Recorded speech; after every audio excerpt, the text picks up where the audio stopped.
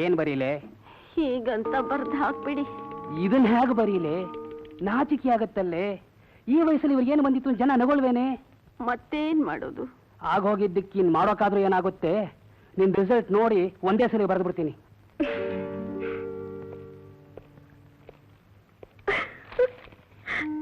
ಯಾರ್ದು ಕಾಗ್ದ?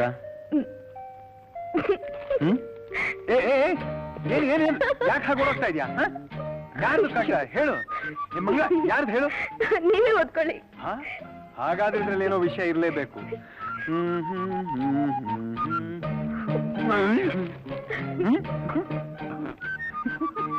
ಏನ ನಿಮ್ಮಪ್ಪ ಅಮ್ಮ?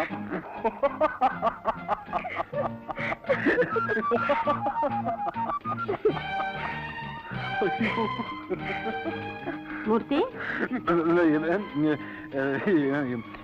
ಏನೋ ಇದು? ಯಾರು ಬರ್ತಿರೋದು ಈ ಕಾಗ್ದ? ಇದು ನೀನೇ ಓದ್ಕೊಮ್ಮ.